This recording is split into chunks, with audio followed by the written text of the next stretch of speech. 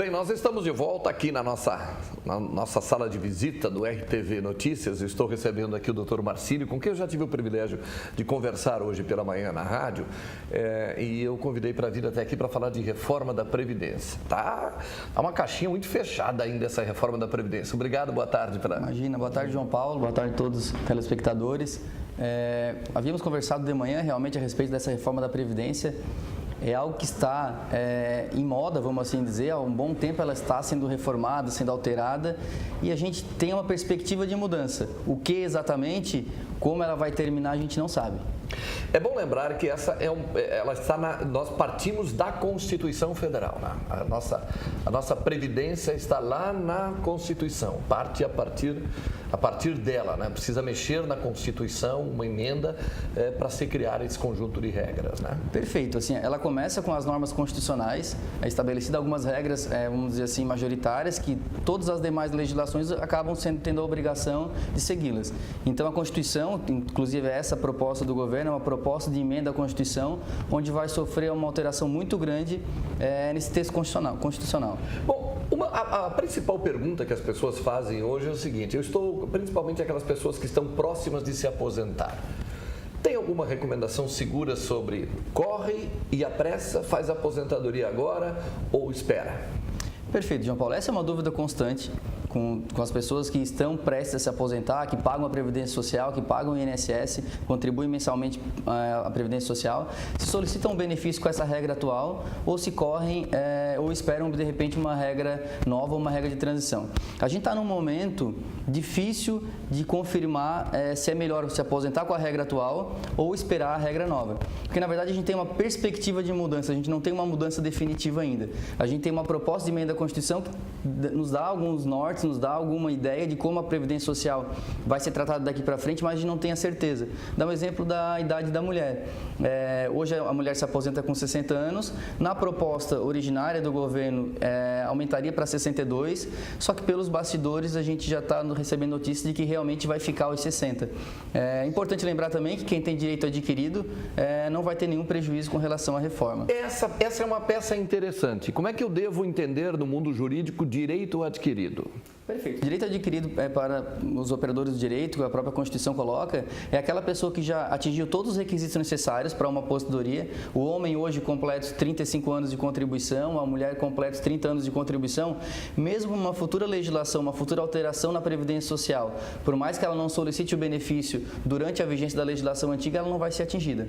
Quando ela solicitar um benefício previdenciário, talvez lá em 2020, 2022, caso ela já tenha os requisitos completos na legislação antiga, o seu direito está preservado.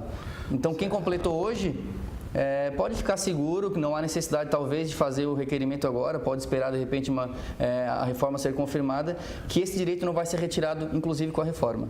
Perfeito. Esse é o grande medo das pessoas, né? Que elas percam o direito. Tem depois essa história do pedágio também, né? É outra dúvida muito grande na cabeça das pessoas, né? Então, essa é uma regra de transição que o governo instituiu, daquelas pessoas que estão próximas a completar os 35 anos, mas ainda não completaram, então não tem o direito adquirido ainda, porque a pessoa talvez tenha só 34 anos, um exemplo, ela vai poder se aposentar, completa os 35 anos e mais 50%. De repente, com 36 anos, ela consegue se aposentar, mesmo não tendo uma idade de 65. Então, esse pedágio é o que a gente tem que complementar além do necessário. O necessário hoje são 35. Às vezes, eu vou precisar 35 e se a reforma passar, talvez um ano a mais, talvez 6 meses a mais. É algo que eu tenho que complementar na minha aposentadoria. Outra questão é as famosas aposentadorias especiais, né? Nós temos muitos casos aqui que são aqueles trabalhadores ou da área insalubre ou risco de vida, algo do gênero. Essa é uma outra questão que também está levantando muita dúvida, né? Muita dúvida, muita discussão.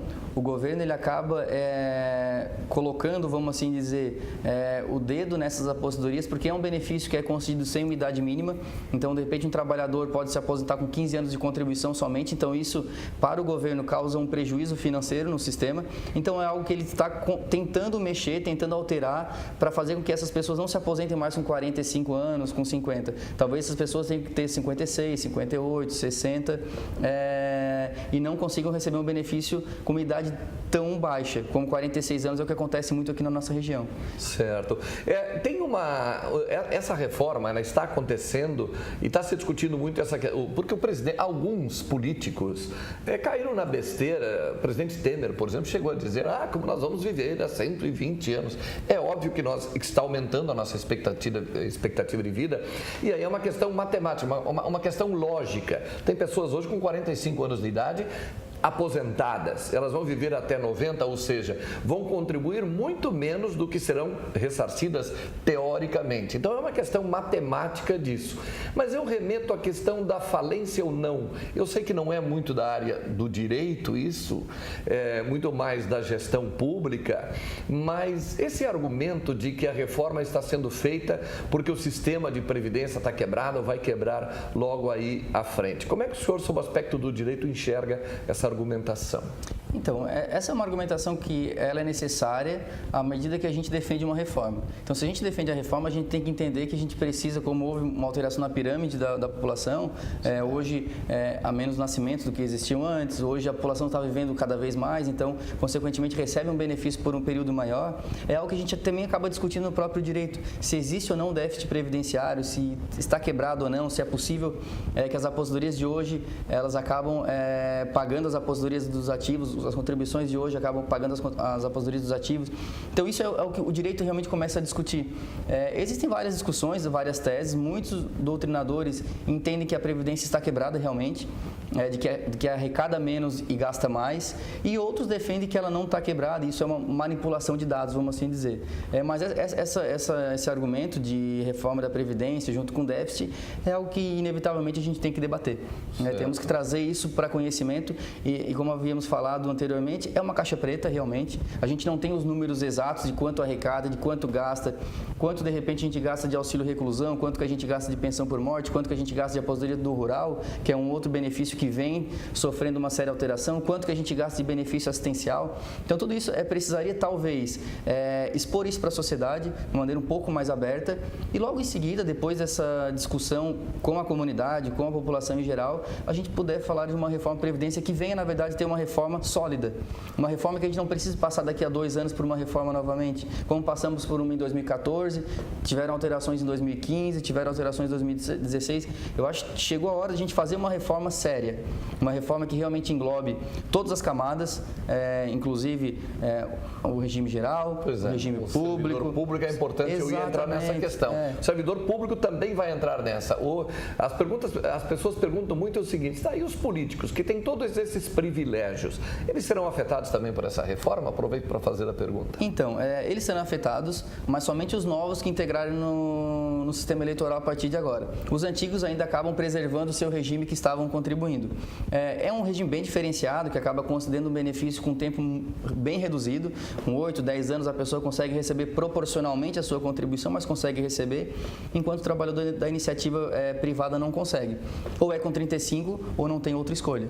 Então, é necessário realmente efetuar uma reforma, englobar todas as categorias, políticos, servidor público, regime geral, os militares está aí, então, inclusive, para a PEC ir adiante, é uma exigência do Congresso, enfim, que seja apresentada realmente a reforma dos militares. Então, realmente, o governo acho que precisa fazer uma reforma e uma reforma justa para toda a sociedade. Assim. A grande questão é que nós temos muitos privilégios, né? E tirar privilégios é uma casta pequena, é um número pequeno de pessoas, mas muito poderosas na influência no Congresso, nas decisões do governo. Né? Imagina o presidente Bolsonaro, que vem da área militar, mexer nessa questão dos militares. Vai ter problema, diríamos, em casa. Né? Então, muito, muito difícil. E nos outros... Mas o senhor usou um termo aqui muito interessante que eu quero pontuar naquela questão do direito adquirido. Os políticos serão atingidos, aqueles novos que entrarão agora. Essa já é uma comprovação, é um exemplo da questão do direito adquirido, né? Perfeito. Aquelas pessoas que já adquiriram anteriormente não sofreram nenhuma alteração nas regras de aposentadoria.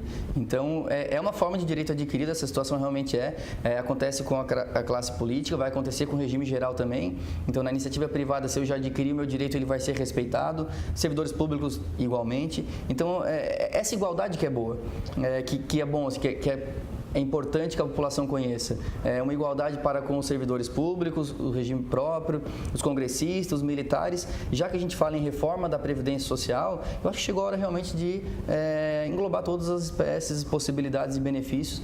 Não que precisamos receber de uma maneira igual, não que precisamos, de repente, ter o mesmo tempo de contribuição, de repente, de um mineiro para com, de repente, um professor, um policial, cada um com as suas particularidades. Mas eu acho que todo mundo precisa estar dentro dessa reforma. Doa quem doer, como Doa se diz, quem né? doer, Exatamente. É verdade. Normalmente a gente costuma a buscar principalmente os nossos privilégios. A gente precisa aprender a olhar isso de uma forma um pouco mais global, né? Bom, para encerrar, hoje, quinta-feira à noite, dia 14 de março, tem uma palestra sobre o assunto na Unesc, né? Eu gostaria que o senhor falasse aí ao nosso público, telespectador.